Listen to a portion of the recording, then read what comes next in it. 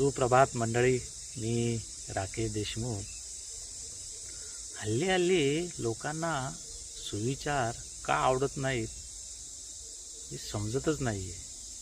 सुविचार ऐकणं म्हणजे पहाटे पहाटे कडुनिंबाचा पाळा चघळणे असं झालेलं आहे. त्याच्यामुळे सुविचार हल्ली लोकांना इतके फारसे आवडत नाहीत. आपल्या काळी किंवा आपल्या अगोदरच्या काळी हे सुविचार शाळेच्या फळ्यावर असायचे.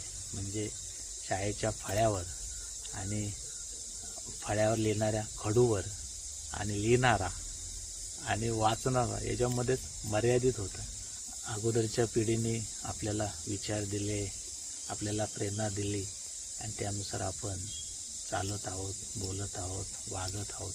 व्हॉट्सअपच्या स्टेटसवर असेल किंवा सकाळ सकाळ सुविचार आपल्या मोबाईलवर येत असतात. बघा ना, सूर्यनारायणच्या आगमनापूर्वीच सुविचार आपल्या मोबाईलवर पहाटे पहाटे येऊन धडकतात. पैसा हाच सर्वस्वी नाही, समाधान सर्वस्वी आहे.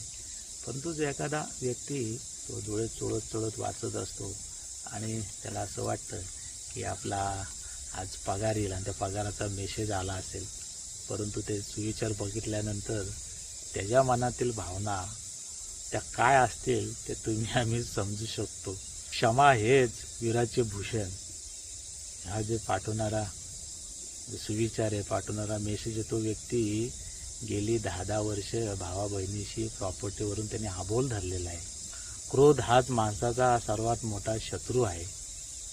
जो पाठवणारा जो पठ्ठ्या आहे ना, मेसेज पाठवणारा, तो अर्ध्या तासानंतर तो एखाद्या ट्रॅफिक सिग्नलवर असेल, एखादा आपल्या पुढे जात असेल, त्याला त्याच्या आई बहिणीवरून किंवा त्याच्या खानदानाचा तो उद्धार करत असतो. तो विचार आपण प्रथमतः आपण आत्मसात केले पाहिजेत, मगच ते आपण इतरांना पाठवले पाहिजेत.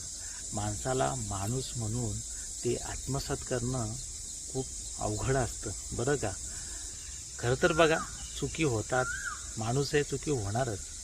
परंतु परत पुन्हा पुन्हा त्या चुकीची पुनरावृत्ती होता कामा नयेत. म्हणून मला असं वाटतं की सुविचार जरूर पाठवा, परंतु स्वतः ते आत्मसात करा, जागा आणि जगू द्या. इतरांना आपल्यामुळे त्रास होणार नाही याची काळजी घ्या. तेव्हाच आपण इतरांना जे सुविचार पाठवतो ते पटण्यासारखं आहे. धन्यवाद.